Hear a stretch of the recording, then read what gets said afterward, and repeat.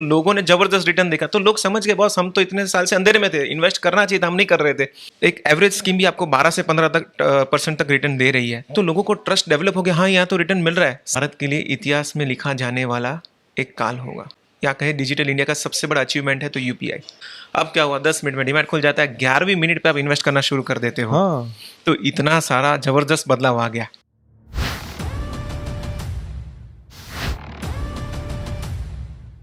हमारी पहली वाली जनरेशन ने तो एफडीज के आगे कुछ देखा नहीं, तो ये इतना बड़ा बदलाव क्यों आया है? देखो इसके पीछे ट्रस्ट है, इंडस्ट्रियल ग्रोथ देखा भारत ने, बहुत सारे ऐसी पॉलिसीज आई जो गवर्नमेंट ने ऐसी पॉलिसी लाई जो इंडस्ट्रियल फेवरेबल थी, इंडस्ट्री के रेवेन्यू बढ़ने लगे, उसका प्राइस है, उसका डायरेक्ट रिफ्लेक्शन कहाँ होता है, आपके शेयर प्राइस पे वो दिखने लगा। तो कहीं ना कहीं लोगों को ट्रस्ट आया कि नहीं मार्केट में इन्वेस्ट करना चाहिए, ये रिटर्न दे रही है, ऐसा नहीं कि नहीं दे रही है। आज आप म्यूचुअल फंड में देख लीजिए, मैं डायरेक्ट शेयर मार्केट की नहीं बात करता, मैं म्यूचुअल फंड के रिटर्न की बात करते हैं हम लोग। म्यूचुअल फंड इंडस्ट्री का रिटर्न देख लीजिए, एक एवरेज स्कीम भी आपको 12 से 15 तक परसेंट तक रिटर्न दे रही है, तो लोगों को ट्रस्ट डेवलप हो गया, हाँ यहाँ तो रिटर्न मिल रहा है। सिर्फ जरूरत है तो पेशेंस की, जो पहले नहीं थी, पहले डर था ये मतलब कि ये तो कागज है, कितना पेशेंस रखें, कल कुछ उठ गया तो कुछ हो गया तो परंतु आप देखेंगे तो 30-35 वर्षों में म्यूचुअल फंड की एक भी कंपनी बंद नहीं हुई, अच्छा। उल्टा ग्रोथ करके दिखाया, लोगों को रिजल्ट दिखाया। और 2008 में लेमन ब्रदर्स के इश्यू हुए, तभी आपने देखा होगा भारत की मार्केट डायरेक्ट 50% से गिर गई। परंतु अच्छी बात ये हुई कि जो इन्वेस्टर रहे, जिन्होंने पैसा नहीं निकाला, उनके कुछ ही वर्षों में पैसे डबल हो गए या तो उससे भी ज़्यादा हो गए। तो लोगों को वहाँ से सबक मिला कि जब मार्केट नीचे जाती है तो इन्वेस्ट करो, निकालो मत। और यही चीज़ हमने कोरोना में देखी। हाँ जी। कोरोना में जो सेंसेक्स 43,000 था वो 26,000 आ गया, लोगों ने और फिर इन्वेस्ट बाद करना में शुरू वापस किया, 3 गुना। अब क्या हो गया 66,000 हो गया, तो लोगों ने जबरदस्त रिटर्न देखा, तो लोग समझ गए बॉस हम तो इतने साल से अंधेरे में थे, इन्वेस्ट करना चाहिए था, हम नहीं कर रहे थे। अब लोगों को ट्रस्ट आ गया, तो ट्रस्ट आ गया तो पैसा आ रहा है, और ये कहीं ना कहीं इकोनॉमी को भी पावरफुल कर रहा है। पैसा कंपनी के पास आता है, कंपनी एक्सपेंशन करती है, नए प्रोडक्ट्स बनाती है, तो जो पुराने प्रोडक्ट्स हैं उसको कैसे उसकी रीच बढ़ानी है वो काम करती है, ज़्यादा लोगों को जॉब मिलता है, गवर्नमेंट को टैक्सेस मिलते हैं, तो कहीं ना कहीं तो इकोनॉमी को पावरफुल कर रहा है ये सब चीज़ें। मोदी जी जो कह रहे हैं 5 ट्रिलियन इकोनॉमी, वो तो कहीं ना कहीं तो हेल्प कर रही है इनको फटाफट वहाँ वो तरफ जाने के लिए। तो ये जो हमने अभी देखा आजकल की डीमैट अकाउंट, पहले तो बहुत टाइम लगता था खुलने के लिए, आजकल तो मेरे ख्याल से आधा घंटा भी नहीं लगता है। हाँ, और तो एक ऐप से हो जाता है और आधार का वेरिफिकेशन हो जाता है। ये सारी चीज़ें जो ऑनलाइन आई है, ये जो डिजिटल रिवॉल्यूशन कहें या इंफ्रास्ट्रक्चर का जो रोबस्ट होना कहे, तंदुरुस्त जो हो गए अलग लेवल पे, ये आपको क्या लगता है कहाँ से पुश मिला, पहली बात?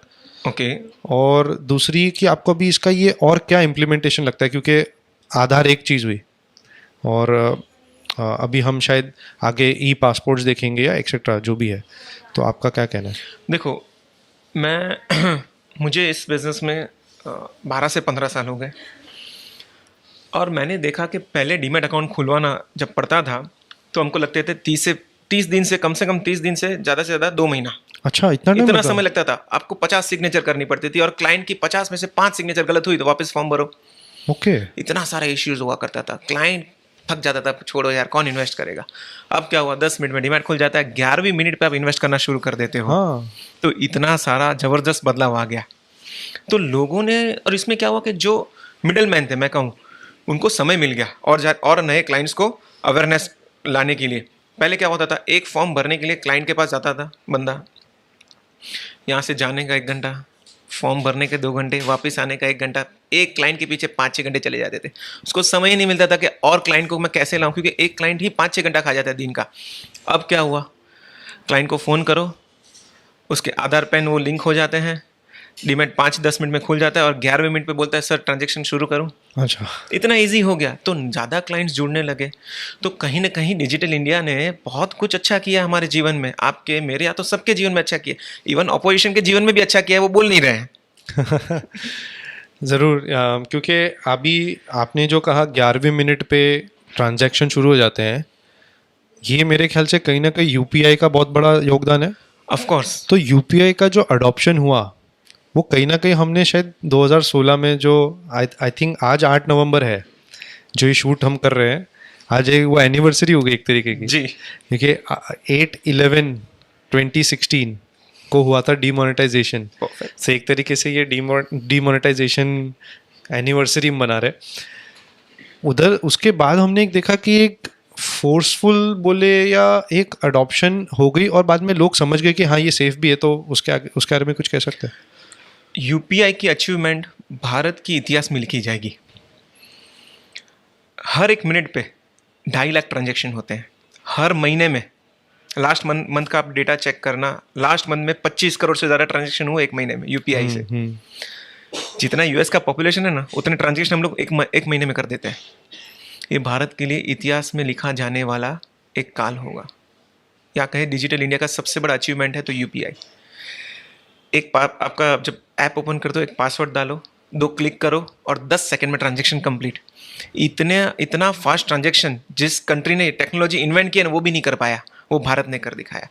वही जो हमारे ex finance minister P Chidambaram साहब, उन्होंने यही कहा था ना कि आप कैसे एक गरीब आदमी को दिखाएंगे। और आज देखिए बच्चे लोग जेरोक्स पे जाके 1 रुपए का भी पेमेंट करते हैं तो यूपीआई से करते हैं। केला खरीदते हैं कोई गरीब आंटी से तो भी वो पेमेंट कर देंगे। इवन इनफैक्ट मैं भी वो करता हूँ। सो हाँ, यूपीआई हर जगह एक्सेप्ट होने लगा। इसमें अच्छी बात क्या है मालूम है आपको? पहले हम छोटे मोटे इन लोगों से सामान खरीदते थे, आप पैसा देते थे, उसका कोई हिसाब नहीं था, वो ब्लैक था, वाइट था, मैं कुछ नहीं कहूँगा। आज यूपीआई से जो पेमेंट करे वो तो वाइट हो गया बाय डिफॉल्ट। तो ट्रांजैक्शन छोटा तो छोटा सही, छोटा ट्रांजैक्शन तो वाइट हो गया आपका। तो सोचो इसका इम्पैक्ट कितना बड़ा होगा जब महीने में हम 30-30 करोड़ ट्रांजैक्शन कर रहे हैं। तो ये तो बहुत बड़ा, मैं कहूँ कि इतना बड़ा स्टेप भारत ने लिया है और हम इसमें सक्सेसफुल रहे। आज आप देखने जाओ तो विश्व की बहुत सारी कंट्री ने इसके ऊपर इंटरेस्ट दिखाया कि हमें भी यूपीआई के बारे में जानना है, हम इसको कैसे यूज़ कर सकते हैं। तो फ्यूचर में आप देखोगे बहुत सारी कंट्री यूपीआई यूज़ करना शुरू कर देगी। आई थिंक 50+ ने इंटरेस्ट दिखाया। यस, इवन G20 जो अभी हुआ था उसमें भी मोदी जी ने यूपीआई के बारे में काफ़ी प्रचार किया और आपको इसका फ्यूचर में इम्पैक्ट दिखेगा भी ज़रूर, क्योंकि मोदी जी चाहते हैं कि यूपीआई टेक्नोलॉजी पूरे विश्व यूज़ करे और इसका इम्पैक्ट दिखेगा। मैं तो कहता हूँ कि फ्यूचर में आप, या तो मैं कहूँ अभी भी पता नहीं मुझे, आप देखोगे रास्ते पे जो भीख मांग रहे हैं वो भी यूपीआई कोड लेके खड़े रहेंगे, सर पैसा नहीं है तो हमें यूपीआई पेमेंट, डिजिटल पेमेंट कर दीजिए, जो भी है। I think that's not very far away. Of course, पता नहीं हो भी गया होगा तो हम बात कर और कहीं होगा, हमें तो पता नहीं, भारत इतना बड़ा देश है। कभी कभी कोई कॉमेडी रील में आ जाता है कि वो पीओएस लेके बैठा है। हाँ, तो why not QR code? Exactly, शादी में लोगों ने क्यूआर कोड, जो रिसेप्शन होता है बाजू में क्यूआर कोड रखते हैं, भाई आपके पास लिफाफा नहीं है, क्यूआर कोड करिए, पेमेंट आ जाएगा। ओके, ये मैंने पहली बार देखा है। ये इसी में क्योंकि यूपीआई डीमोनेटाइजेशन सब अपनी अपनी जगह पे, बट ये जो डीमोनेटाइजेशन के पहले जो सारा इंफ्रास्ट्रक्चर जो इसके अराउंड क्रिएट किया गया था, जैसे जनधन अकाउंट्स खुलवाए, I think, I don't know कि पहले के फिगर्स क्या थे in terms of bank account coverage of, मतलब सब एक सामान्य एक नागरिक के कितने लोग परसेंटेज में कवर होते थे बैंक अकाउंट से। और आज आई थिंक कुछ ही जन होंगे, मतलब हम गिन सकते हैं शायद उनको, बहुत ही मामूली नंबर्स होंगे, 99% प्लस। आप इसके बारे में क्या कहना चाहेंगे? इसमें भी हम डेटा पे बात करेंगे। ओके 2013-14 भारत में total number of bank account was only 40 crore. अच्छा, बस आज है 225 करोड़। उसमें से जनधन में 50 करोड़ से ज़्यादा अकाउंट खुले और जनधन से 2 लाख करोड़ से ज़्यादा की डिपॉजिट आई। बैंकिंग रिफॉर्म्स के बारे में तो कोई बात ही नहीं कर रहा है। हाँ, 2013-14 में एसबीआई का नेट प्रॉफिट 13,000 करोड़ का था, वो आज हो गया 50,000 करोड़। एचडीएफसी का नेट प्रॉफिट 2013-14 में था 6,700 करोड़ और आज हो गया है तकरीबन 45,000 करोड़। तो almost bigger than SBI in terms almost of near, profit. हाँ, प्रॉफिट ऑलमोस्ट नियर आ गया है। तो आप सोचिए कि इतना बड़ा बैंकिंग रिफॉर्म भारत में हुआ और लोग बात भी नहीं कर रहे इतने बड़े रिफॉर्म की। भारत में 2013-14 में नेट बैंकिंग और मोबाइल बैंकिंग के यूज़र तकरीबन 3 करोड़ के आसपास थे मैक्स। आज वो 20 करोड़ से ज़्यादा हो गए। लोगों को बैंक जाने की ज़रूरत नहीं पड़ती क्योंकि इतने सारे सब सुविधा आपके मोबाइल पे आ गई। फिर भी नंबर ऑफ बैंक ब्रांच की बात करें तो भारत में 2013-14 में बैंक की टोटल नंबर ऑफ ब्रांच तकरीबन 1 लाख के आसपास थी और आज हो गई 1,70,000।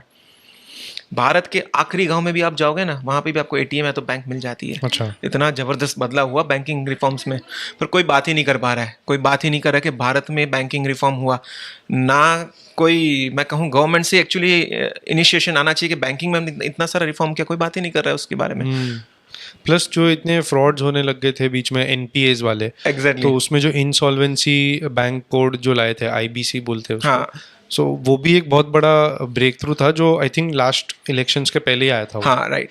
बहुत सारे बदलाव हुए बैंकिंग रिफॉर्म्स में। जैसे जो मैं आपको बात करूँ, फिक्स डिपॉजिट जो पहले हम करते थे, मान लो बैंक को कुछ हो गया तो उसमें मिनिमम जो इंश्योरेंस गारंटी था वो 1 लाख रुपए का था, वो 5 लाख तक कर दिया। तो गवर्नमेंट ने आपको ज़्यादा सिक्योर कर दिया कहीं ना कहीं। तो काफ़ी रिफॉर्म्स हुए बैंकिंग सेक्टर्स में। जो रिफॉर्म्स हुए पिछले 9 वर्षों में, वो शायद से बहुत कम सेक्टर्स में इतने रिफॉर्म्स हुए जितने बैंकिंग सेक्टर में हमने देखे हैं रिफॉर्म्स। और यूपीआई वो कहीं ना कहीं बैंकिंग का पार्ट है। बैंकिंग का काम को उसने बहुत सारा ईजी कर दिया। आपको 10,000 रुपये भेजने हैं, पहले चेक दो, ये करो वो करो, आज चुके 10 सेकंड में आपको 10,000 रुपये आ जाएंगे। तो बैंकिंग के काम को और सरल कर दिया यूपीआई ने। तो बैंकिंग रिफॉर्म्स इंडिया में काफ़ी ज़बरदस्त हुए। स्पेशली पहले लोग ज़्यादा से ज़्यादा आई थिंक आईएमपीएस और एनईएफटी करते थे, जो भी बहुत एक लंबा प्रोसीजर था, क्योंकि पहले आप बेनिफिशियरी रजिस्टर करते थे, फिर आप मैंने मेरे ख्याल से उसमें लॉग इन करो, फिर कोड डालो, फिर ओटीपी डालो, ये सारी चीज़ें थी। इसमें स्कैन करो, अपना 4 डिजिट का कोड डाला, हो गया। और आपका 1 रुपये से लेके 1 लाख तक का आपका पर डे का है। प्लस आप किसी को भी दे सकते हैं। पहले एनईएफटी को तो सिर्फ बैंक, मतलब एक मेजर बिजनेसेस ही यूज़ करते थे। ट्रू। सो ये आई थिंक सबसे